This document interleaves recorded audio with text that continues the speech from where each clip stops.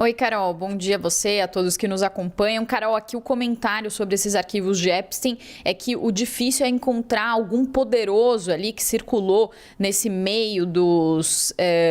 dessas pessoas bilionárias, desses empresários nas décadas de 90, 2000 e que não esteja envolvido ou citado nesses arquivos de Jeffrey Epstein. E eu não estou falando só de empresários e dessa elite aqui dos Estados Unidos, mas também de outros países, inclusive o Brasil agora aparece mencionado também nos arquivos de Jeffrey Epstein, esse criminoso sexual que morreu na prisão em 2019. A nossa editora Poliane Lima, inclusive, teve acesso a um desses documentos que mostra justamente uma citação ao bilionário Ike Batista e a sua ex-esposa Luma de Oliveira. Nesse e-mail, que é um e-mail trocado com Jean-Luc Brunel, que é um agente de modelos com ligações antigas a Jeffrey Epstein, ele inclusive que enfrentou acusações de estupro na França e chegou a morrer também na cadeia por suicídio em 2022. Então a mensagem é trocada da seguinte forma: Epstein diz: a namorada do Ike Batista, você mencionou ela. Ele pergunta isso então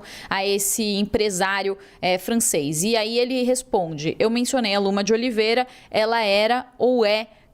ele era ou é casado com ela, então é o que responde Jean-Luc Brunel. Lembrando que Luma de Oliveira e Ike Batista foram casados por 13 anos, de 1991 até se separarem em 2004. Claro, Carol, são 3 milhões de arquivos, de documentos que foram revelados nessa última leva durante a semana passada, então ainda há muitos detalhes que não estão revelados, né? Ou que ainda não dá para entender exatamente qual que é o contexto e por que essa mensagem foi enviada, mas fato é que Ike Batista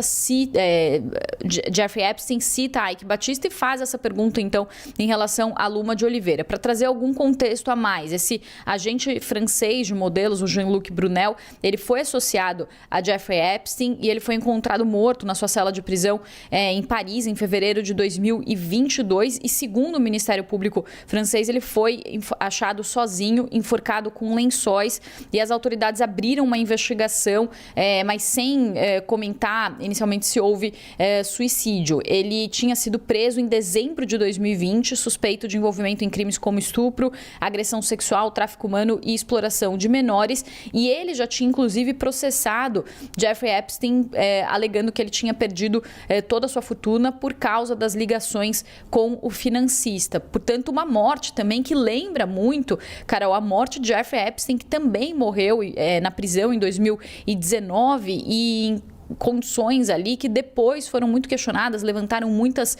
teorias da conspiração. Há inclusive documentários que mostram que algum trecho ali do momento em que Epstein foi encontrado morto na cela é cortado, então tem um monte de dúvidas que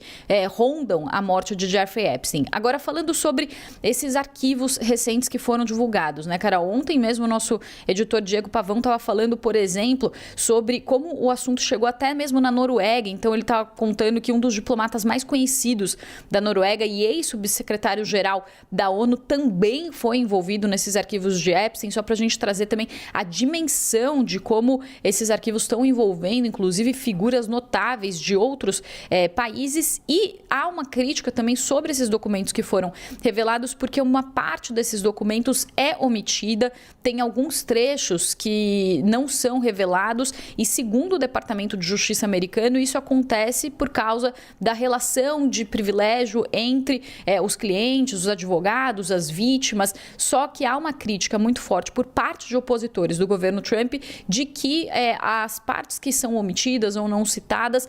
poderiam estar ligadas a pessoas do círculo íntimo de Donald Trump. Donald Trump também foi citado milhares de vezes nos arquivos de Epstein sem nenhum tipo de acusação e que traga algum tipo de indício de crime por parte de Donald Trump, mas ele é muito citado nos arquivos de Epstein, assim como outras figuras importantes aqui dos Estados Unidos, Elon Musk, que teria planejado viagens com Jeffrey Epstein, também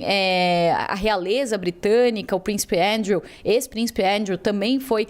citado nesses arquivos. Aqui nos Estados Unidos também Howard Lutnick, o secretário de comércio americano, também foi citado nessa última leva estava planejando viagens para as ilhas ali onde Jeffrey Epstein cometeu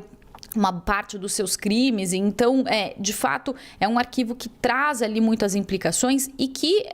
havia uma pressão para que o governo Trump divulgasse esses arquivos na íntegra. Anteriormente à entrada de Donald Trump na Casa Branca, havia uma pressão principalmente por parte dos republicanos e da base do Make America Great Again para a divulgação desses documentos, porque eles citavam e havia ali ligações com quadros do Partido Democrata, com o ex-presidente Bill Clinton, também com Bill Gates. Então, havia uma percepção de que talvez as ligações de Jeffrey Epstein fossem muito mais próximas a quadros do Partido Democrata. Mas quando Donald Trump entrou no poder prometendo divulgar esses arquivos na íntegra, no início do seu mandato, ele foi reticente à divulgação desses arquivos. E aí agora, esses arquivos, depois de uma lei que foi aprovada com um apoio de republicanos e democratas para que o Departamento de Justiça divulgasse esses arquivos na íntegra, isso finalmente aconteceu agora com atraso, porque era para eles terem sido divulgados ainda em dezembro, mas, como eu disse, esses arquivos ainda não foram divulgados completamente e muitas partes desses arquivos ainda são omitidas. Então, o assunto continua gerando muita polêmica aqui nos Estados Unidos e gerando muitas indagações por parte da população e também, claro, por parte das vítimas de Epstein. Eu volto com você, Carol.